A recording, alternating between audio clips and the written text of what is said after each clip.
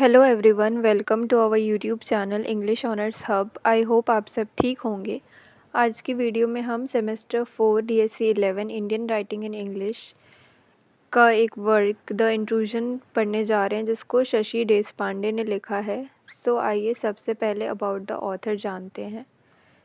शशि देशपांडे जो है वो एक इंडियन नोवेलिस्ट हैं जो कि इंग्लिश में लिखती हैं। इन्हें साहित्य अकेडमी अवार्ड मिला है, साथ ही साथ पद्मश्री अवार्ड भी मिला है, जो कि इंडिया के हाईएस्ट लिटरेरी ऑनर्स में से एक माने जाते हैं। ये 1938 में बॉर्न हुई थी कर्नाटका में। इनकी फैमिली में भी सारे राइटर्स और स्कॉलर्स ही थे, और इनकी जो नॉवेल्स हैं ज़्यादातर इंडियन लाइफ के ऊपर बेस्ड होती है। पर्टिकुलरली ये वुमेन के ऊपर लिखती हैं, साथ ही साथ जेंडर, क्लास, सोशल चेंज के बारे में ये अपने वर्क्स में डिस्क्राइब करती हैं।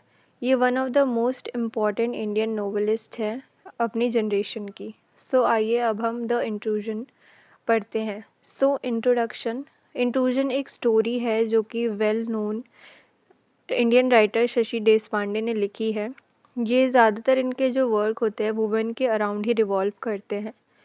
ये एक ऐसी स्टोरी है, एक न्यूली मैरिड वुमेन के ऊपर ये स्टोरी है, और यही वुमेन जो है प्रोटैगनिस्ट है स्टोरी की। ये अपनी खुद की स्टोरी बताती है कि इनके साथ कैसे मैरिटल रेप हुआ था शादी के बाद। सो ये शॉर्ट स्टोरी शुरू होती है एक ट्रिप के साथ। जो नरेटर है वो अपने हस्बैंड के साथ फ़िशिंग विलेज के थ्रू जाती है अपनी हनीमून डेस्टिनेशन पे, और वो फाइनली पहुंच जाते हैं जहाँ पे उनकी हनीमून डेस्टिनेशन थी। फिर ये जो न्यूली मैरिड कपल है वो एक दूसरे को हार्डली ही जानते हैं, बिल्कुल भी जानते नहीं हैं।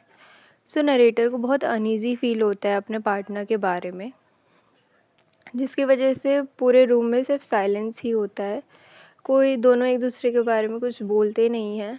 और फिर जो हस्बैंड है वो सडनली साइलेंस को तोड़ते हैं, और वो बोलते हैं कि वो कितने खुश है यहाँ पे आके, क्योंकि यहाँ पे उन्हें कंप्लीट प्राइवेसी मिलेगी।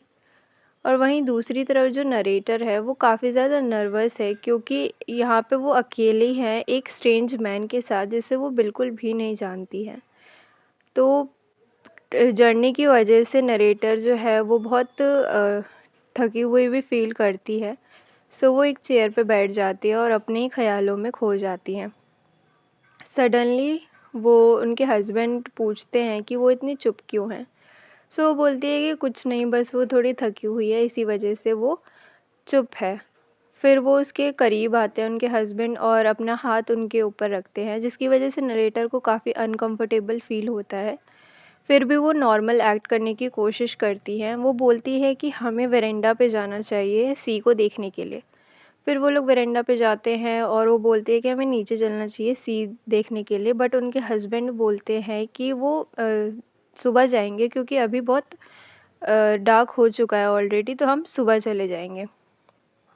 फिर जो उनके हस्बैंड है उन्हें फिर से अप्रोच करते हैं, अपना आर्म फिर से उनके ऊपर रखते हैं, और बेड को देखने के बाद जो नरेटर है उन्हें अपने घर की याद आती है, अपने बेड की याद आती है, और वो उनको अपने घर की याद आने लगती है और ज़्यादा, क्योंकि यहाँ पे वो बिल्कुल अकेला फ़ील कर रही है।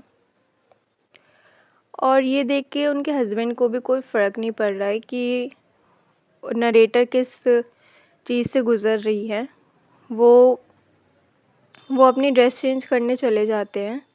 वहीं दूसरी तरफ जो नरेटर है वो लोनली फ़ील करती है, तो वो थोड़ी देर बैठती है अकेले, और उसके बाद वेरेंडा पे चली जाती है। वो बोलती है कि वो किसी और जगह रहना ज़्यादा अच्छा पसंद करेंगी रादर देन एक स्ट्रेंज प्लेस पे एक स्ट्रेंज मैन के साथ।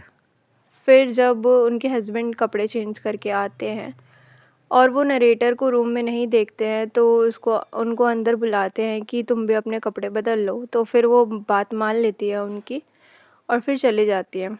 जब वो कपड़े बदल के वापस आती है तो फिर वो फिर से वेरेंडा की तरफ जाने लगती है, बट उनके हस्बैंड फिर मना कर देते हैं कि मत जाओ, और फिर अपना हाथ उनके ऊपर रखते हैं।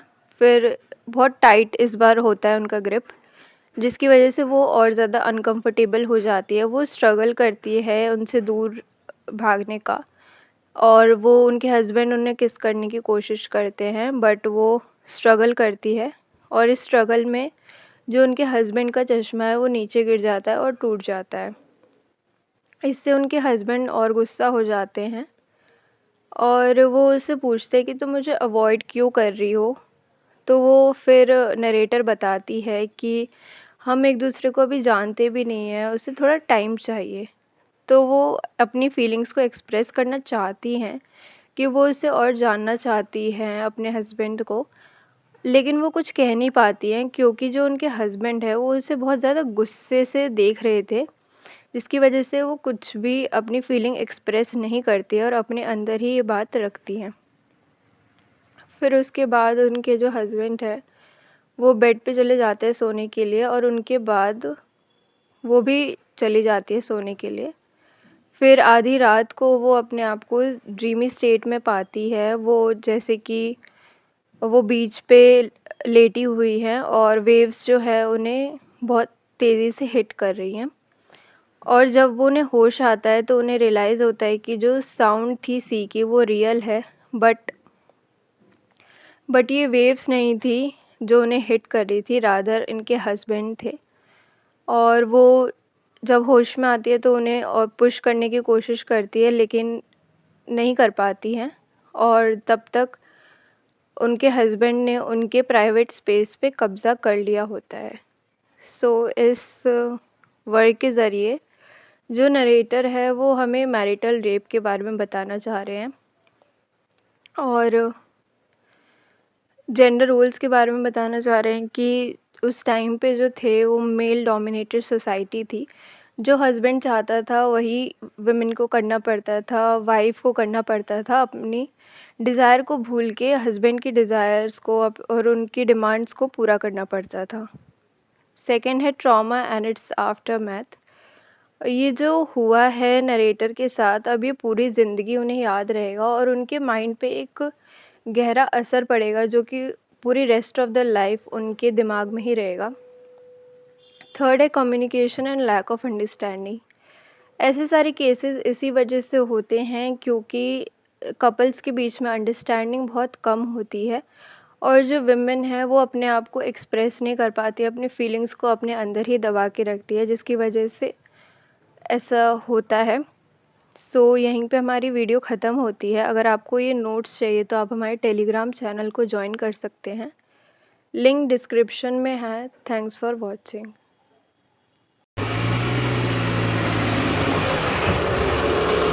खत्म। Bye bye, tata, good bye.